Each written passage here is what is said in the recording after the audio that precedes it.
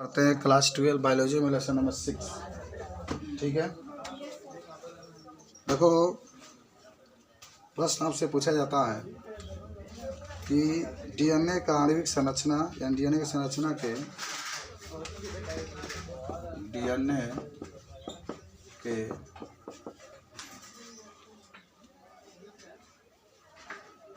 के संरचना जिसको वाटसन और क्रिक द्वारा प्रस्तुत किया गया था।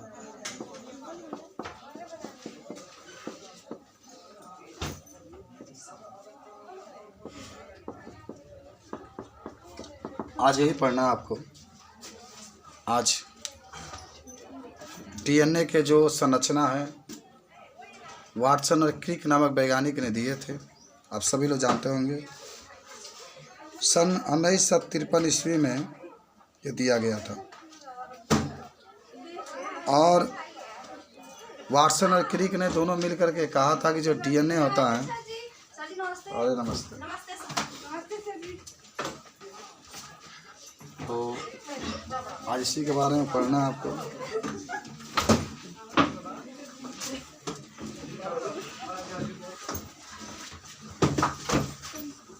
भैया डीएनए का द्विकुंडल संरचना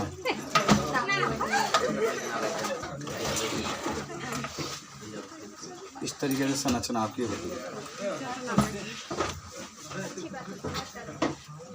ए के साथ डबल बॉन्ड के साथ टी और फिर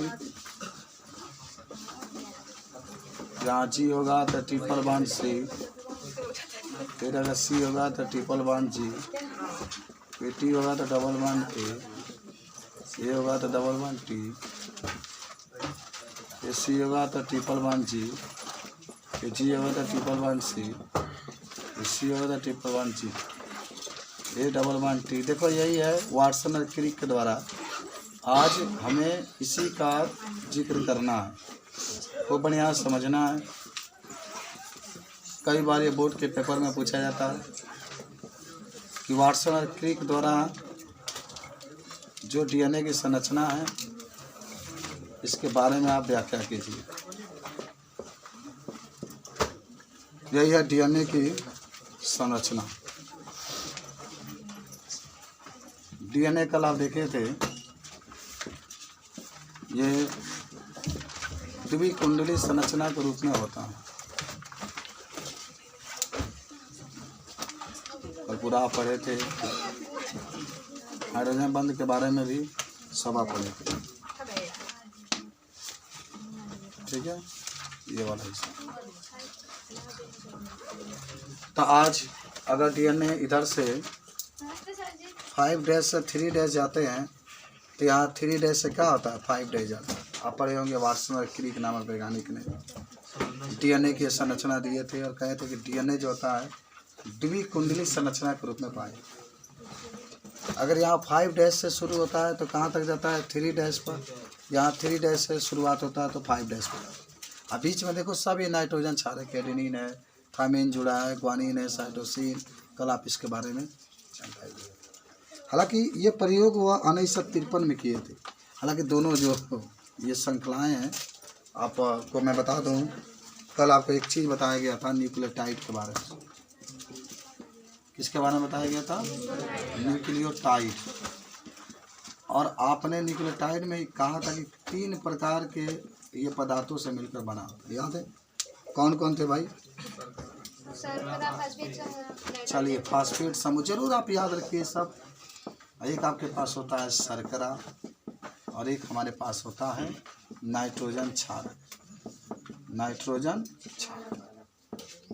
बताओ एक चीज़ मुझसे कि इसमें तो बहुत अधिक शर्करा होंगे, बहुत अधिक शर्करा होंगे, बहुत अधिक इसमें नाइट्रोजन क्षारक भी देख रहे हैं, काफ़ी ज़्यादा संख्या में। और बहुत अधिक संख्या में क्या उपस्थित है इसमें, ये फास्फेट समूह भी उपस्थित है। हालांकि इसमें आप देखेंगे तो इसमें इस तरीके से आपको दिखाई देगा, इसी के अंदर फास्फेट शर्करा जुड़े होते हैं, पी एस होता है। ये डबल इस तरीके से इसको हेलिक्स कहा जाता है उपस्थित। तो अगर आपके पास एक फास्फेट समूह है, एक शर्करा है, एक नाइट्रोजन क्षारक है, तो आप इसको न्यूक्लियोटाइड कहते हैं। सब लोग जानते हैं कि अगर एक शर्करा है, एक शर्करा आपके पास है, एक फास्फेट समूह है, एक नाइट्रोजन शर्करा है, तो इसको न्यूक्लियोटाइड कहते हैं। लेकिन जब बहुत अधिक हो, डीएनए में तो काफ़ी ज़्यादा संख्या में होता है, जब बहुत अधिक फास्फेट समूह हो, शर्करा हो, नाइट्रोजन क्षारक हो, जब इसकी संख्या बहुत अधिक होती है, तब इस प्रकार के न्यूक्लियोटाइड को क्या कहते हैं? क्या कहते हैं? क्या कहते हैं, बता सकते हैं? पॉलीन्यूक्लियोटाइड। आप सभी लोग याद रखिए, पॉलीन्यूक्लियोटाइड कहते हैं। कुछ याद आया आपको कि जब बहुत अधिक संख्या में क्या उपस्थित होता है?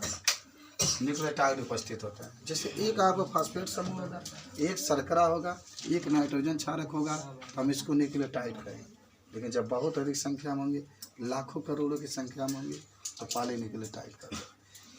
तो आपसे क्वेश्चन ये पूछा जाता है कि पॉलीन्यूक्लियोटाइड किसे कहते हैं? तो सिंपल सी बात होती है, आप पॉलीन्यूक्लियोटाइड की परिभाषा में लिख सकते हैं कि जब बहुत अधिक संख्या में फास्फेट समूह कमा कर दो शर्करा तथा नाइट्रोजन क्षारक जुड़े होते हैं, नाइट्रोजन क्षारक जुड़े होते हैं, तो इसे पॉलीन्यूक्लियोटाइड कहते हैं। एक तो क्वेश्चन यहीं से बन गया आपके, पॉलीन्यूक्लियोटाइड कहते हैं। आप भूलेंगे नहीं इसको, बहुत सिंपल सी बात है। कई बार ये पूछा जाता है कि न्यूक्लियोटाइड कहते हैं तो जब एक नाइट्रोजन क्षारक रहेगा, एक जब आपके पास शर्करा रहेगा, एक आपके पास जब फास्फेट समूह रहता है, तो उसको न्यूक्लियोटाइड कहते हैं। बहुत अधिक संख्या में रहेगी, लाखों करोड़ों संख्या में फास्फेट समूह, शर्करा और नाइट्रोजन क्षारक जुड़ जाएंगे, तो इसी को हम लोग कहते हैं पॉलीन्यूक्लियोटाइड। तो अब यहाँ से क्वेश्चन आता है कि डीएनए जो होता है, इसको जो ये रज्जुक है, ये क्या है? रज्जुक है। एक सांप की तरह इस तरीके से ये घुमा हुआ सर्पलिकार आकार का होता है रज्जुक। आपसे प्रश्न पूछा जाता है कि डीएनए में जो रज्जुक होते हैं किसके बने? डीएनए में जो रज्जुक होते हैं किसके बने होते हैं? पॉलीन्यूक्लियोटाइड के बने होते हैं। ये रज्जुक जो दिख रहे हैं, ये वाला, ये जो रज्जुक दिख रहे हैं, ये घूम के जो एकदम सर्पली आकार यानी सांप के आकार का जा रहा है, इसको रज्जुक कहते हैं। हालांकि एक रज्जुक अगर 5 डैश से शुरू होता है तो वह 3 डैश पर समाप्त होता है, अगर 3 डैश से शुरू होता है तो 5 डैश पर। तो एक प्रश्न आपसे पूछा जा सकता है, नोट में आप लिख सकते हैं कि डीएनए का दोनों रज्जुक किसके बने होते हैं? पॉलीन्यूक्लियोटाइड के बने होते हैं, पॉलीन्यूक्लियोटाइड के बने होते हैं। ये सब आपको आना चाहिए। डीएनए के दोनों रज्जुक पॉलीन्यूक्लियोटाइड के बने होते हैं। ये आपसे क्वेश्चन पूछा जाएगा तो बता सकते हैं। ये जितने संरचना आप पढ़ रहे थे, इस संरचना को ही जो डबल हेलिक्स संरचना देख रहे हैं, डबल डीएनए की संरचना देख रहे हैं, वाटसन और क्रिक महान वैज्ञानिक थे। वाटसन और क्रिक महान वैज्ञानिक थे। वाटसन और क्रिक ने सन 1953 ईस्वी में ये सिद्धांत दिया था। अभी कुछ हम लोग इसकी जानकारी ले रहे हैं। अभी इस सिद्धांत के में क्या क्या वो कहे थे उसके बारे में हम लोग पढ़ेंगे। इस सिद्धांत में वो क्या क्या कहे थे इसके बारे में हम लोग पढ़ेंगे। तो चाहे डीएनए की बात करें, चाहे आप आरएनए की बात करें, आरएनए का जो आरएनए में तो एक ही रज्जु पाया जाता है, लेकिन वो रज्जु किसके बना होता है? वो भी पॉलीन्यूक्लियोटाइड का बना होता है। और पॉलीन्यूक्लियोटाइड का होता है आपके बहुत अधिक संख्या में, जब नाइट्रोजन क्षारक, फास्फेट समूह, यहाँ सब लिख दिया गया है, बहुत अधिक संख्या में जुड़े होते हैं, तो उसको पॉलीन्यूक्लियोटाइड कहते हैं। सबको याद हो गया, मिटा दे इसको। वो संरचना दोनों हमेशा रहेगा। अब आइए, जो वैज्ञानिक है इसके बारे में हम लोग क्या क्या महत्वपूर्ण जो संरचना दिए हैं आता है प्रश्न, बहुत ही इंपॉर्टेंट है, इसको बना लीजिएगा कि वाटसन और क्रिक ने जो अपने नियम दिए थे, जो अपना सिद्धांत दिए थे, उसमें कौन कौन बातें कहे थे। अब इसी बातों को हम लोग जिक्र करने के लिए चल रहे हैं। वाटसन और क्रिक ने जो दिया था सिद्धांत, इस सिद्धांत में क्या किए थे। मिटाएं इसको, ये वाला लिख लिया सब लोग, लिखा गया ये, वो चित्र वैसे ही रखें, उसको नहीं मिटाएं। अच्छा, आप नहीं लिख पाते हैं, अगर मैं मिटा देता हूँ ना, तो आप बगल वाला से देख करके लिख सकते हैं, ठीक है। तो वाटसन और क्रिक ने ये प्रस्तुत किया, लेकिन इसके कुछ सिद्धांत हैं, उसके बारे में हम लोग जानेंगे कि क्या क्या अपने सिद्धांत में उसने कहा, क्या बात को बताया उसने। तो पहला तो आप जान ही गए होंगे कि इसके दोहरे कुंडलिकार मॉडल को सर्वप्रथम सन 1953 में वाटसन और क्रिक नामक वैज्ञानिक ने प्रस्तुत किया। आप लिख सकते हैं कि डीएनए के दोहरे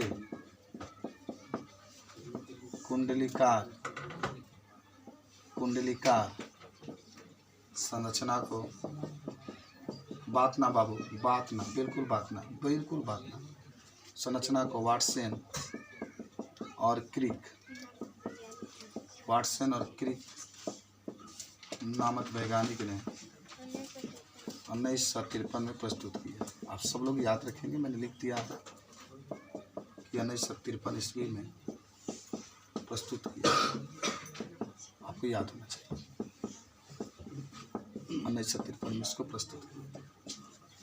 सेकेंड नंबर है, दोहरे कुंडलन में डीएनए की दोनों पॉलीन्यूक्लियोटाइड श्रृंखलाएं एक दूसरे के प्रति समांतर होती है। आप दूसरा बात देख सकते हैं, दोहरे कुंडलन में आपको कहीं भी दिक्कत होगा बायोलॉजी में, आप मुझसे ज़रूर पूछिएगा। दोहरे कुंडलन में डीएनए के दोनों बहुत इम्पोर्टेंट ये है, आप ज़रूर याद रखिएगा। आप अगर आपके पास अवतार होगा तो देखिए उसमें 10 बार पूछा गया न्यूक्लियोटाइड। क्या कर रहे हैं बताइए। दोहरे कुंडलन में लिखना, डीएनए के दोनों पॉलीन्यूक्लियोटाइड श्रृंखलाएं एक दूसरे के प्रति समांतर होती है, एक दूसरे के प्रति समांतर होती है, एक दूसरे के प्रति समांतर। 3 नंबर में, पॉलीन्यूक्लियोटाइड के निर्माण में न्यूक्लियोटाइड एक दूसरे से शर्करा फॉस्फेट संलग्न द्वारा जुड़ा होता है। अच्छा चलो, पॉलीन्यूक्लियोटाइड वही होता है ना, थोड़ा सा मैं लिख देता हूँ, ऐसा लिख लीजिए, पॉलीन्यूक्लियोटाइड का निर्माण जब शर्करा फास्फेट समूह तथा नाइट्रोजन क्षारक जोड़ते हैं तब होता है। नाइट्रोजन क्षारक जोड़ते हैं तब होता है।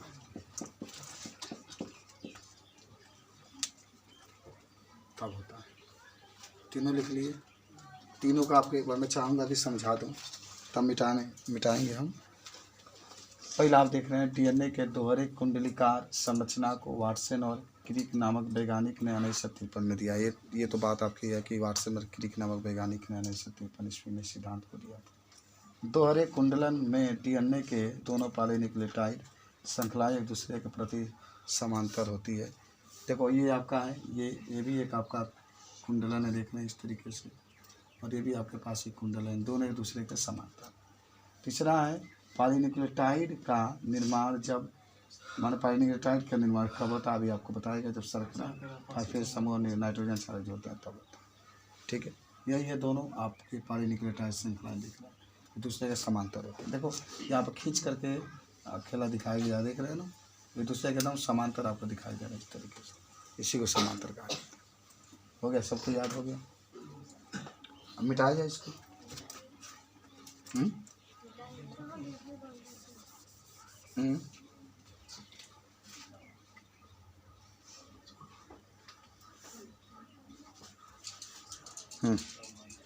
चलिए आइए, उसके बाद से कुछ और बातें इसमें मिटा दे, सब मिटा दे। 4 नंबर आ जाओ। 4 नंबर पर 4 नंबर में आप लिख सकते हैं, डीएनए के दोनों न्यूक्लियोटाइड श्रृंखला एक दूसरे से हाइड्रोजन बंधों के द्वारा जुड़ी होती है।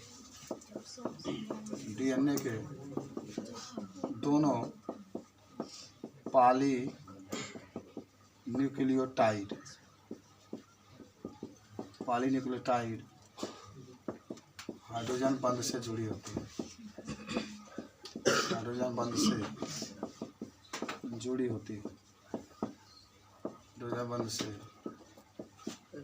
जुड़ी होती है। याद करिए, ये भी श्रृंखला ये है नहीं, देखो ये दोनों पॉलीन्यूक्लियोटाइड श्रृंखला है, जितना मैंने बनाया सब हाइड्रोजन बंध है। यह हाइड्रोजन बंध से क्या होती है, जुड़ी। और आप जानते होंगे इसमें ए और बी नंबर करके लिख लीजिए, ए और बी नंबर। एडेनिन किसके साथ जुड़ा होता है, थाइमिन के साथ, वह भी किसके साथ, डबल बॉन्ड।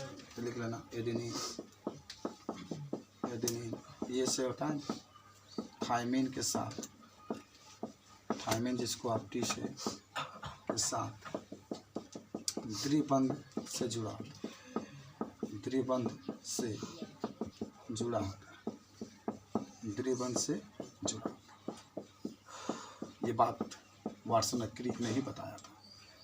वाटसन और क्रिक ने, आपसे प्रश्न कभी पूछा जा सकता है कि एडेनिन थाइमिन के साथ द्विबंध से जुड़ा होता है, इस बात को किसने बताया, वाटसन और क्रिक। इसमें लिख सकते हैं कि साइटोसिन,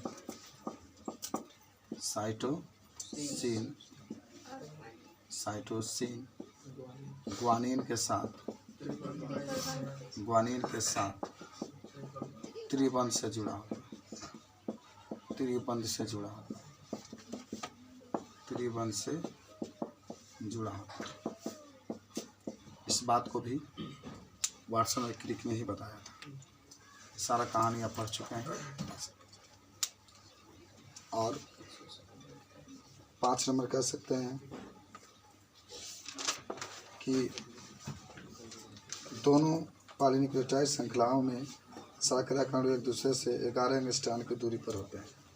शर्करा के जो अणु होते हैं, जैसे ऐसे होता है ना, जुड़ा होता है, यस के साथ पी जुड़ा होता है, फिर इसके साथ यस जुड़ा होता है, तो यस और यस के बीच की दूरी जो होती है, तो लिख सकते हैं कि पॉली न्यूक्लियोटाइड में शर्करा के दो अणुओं के मध्य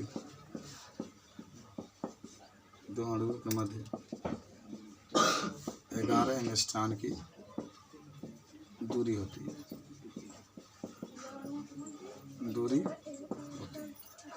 पॉलीन्यूक्लियोटाइड में शर्करा के 2 अणुओं के मध्य 11 एंगस्ट्रॉन की दूरी।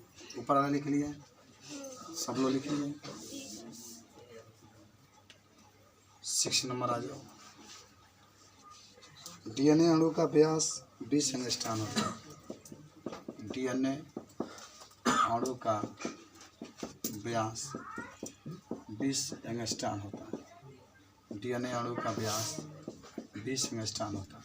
अच्छा, कौन है व्यास, याद है कुछ, कौन होता है व्यास, ये होता है, ये वाला जो हिस्सा देख रहे हैं, ये वाला हिस्सा, इसी को व्यास कहते हैं, 20 एंगस्ट्रॉन होता है। या इससे यहाँ से लेकर यहाँ तक जो दूरी है, इसी को हम लोग कहते हैं व्यास, 20 एंगस्ट्रॉन होता है डीएनए अणु का। अच्छा, एक और चीज़ लिख लेना कि कुंडलाकार रचना में एक पूर्ण चक्र 34 एंगस्ट्रॉन की दूरी पर होता है, जिसमें 10, अच्छा 7 नंबर में कुंडलाकार संरचना में एक चक्र पूरा होने में, एक चक्र को पूरा होने में, पूरा होने पर 34 एंगस्ट्रॉन की दूरी होती है, 34 एंगस्ट्रॉन की दूरी होती है, जिसमें 10 हाइड्रोजन बंध, 10 नाइट्रोजन क्षारक के युग्म होते हैं,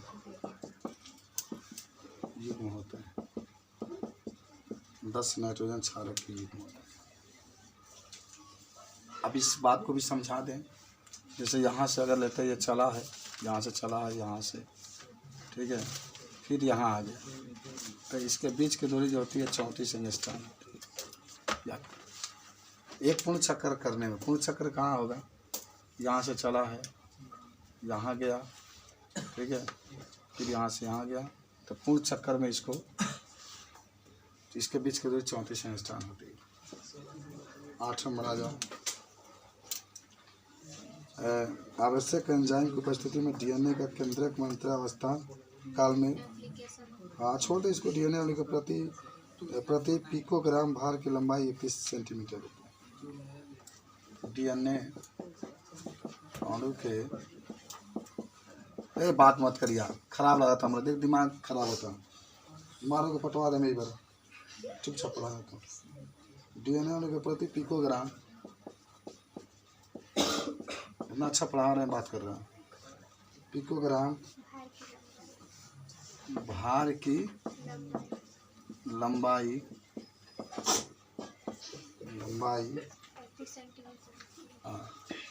31 सेंटीमीटर।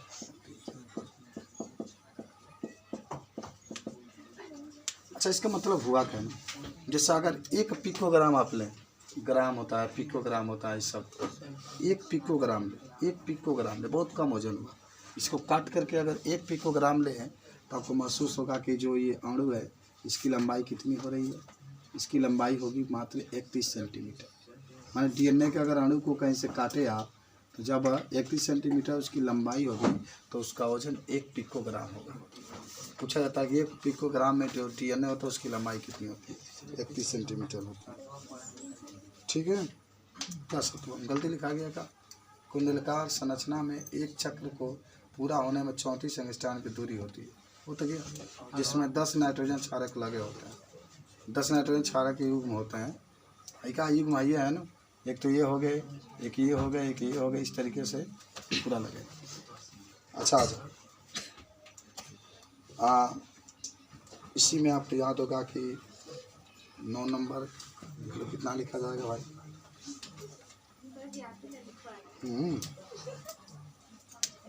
डीएनए के विपरीत लिखना। डीएनए के विपरीत सूत्रों में शर्करा अणु की स्थिति एक दूसरे के विपरीत होती है। चलो तनी ये भी लिख लेना, छोटा सा एक लिखवा देते हैं कि डीएनए के दोनों रज्जु विपरीत होते हैं।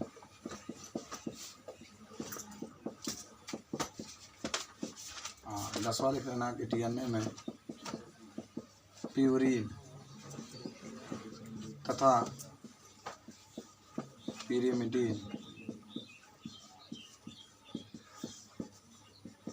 10 हुआ है, याद कर लेना, आज भी याद कर लेना, एक संबंध एक होता है। बोलिए, होने आकर बैठा ना, होने जाकर बैठा, बोलिए क्या? अपने ना बोलते तो देख के लिख लो, हट गए। डीएनए में प्यूरीन तथा पिरिमिडीन का अनुपात एक संबंध एक होता है। पिरिमिडीन आप प्यूरीन पढ़े होंगे। प्यूरीन में क्या क्या होता है? प्यूरीन में क्या क्या होता है? प्यूरीन पिरिमिडीन दोनों नाइट्रोजन क्षारक होते हैं। तो प्यूरीन में क्या क्या होता है? प्यूरीन में क्या क्या होता है बताइए पंडित जी, कल आप पढ़े थे। प्यूरीन में क्या क्या होता है? कान के जरिए मारेंगे चटा ना, सब दिमाग खुल जाएगा, बंद है जो। एडेनिन और ग्वानिन होता है इसमें, एडेनिन और ग्वानिन होता है। बाकी जो 4 होते हैं, थायमिन, साइटोसिन, यूरेसिल, ये 3 होते हैं, वो आपके पिरिमिडीन में पाए जाते हैं। ये नहीं बता सकते हैं।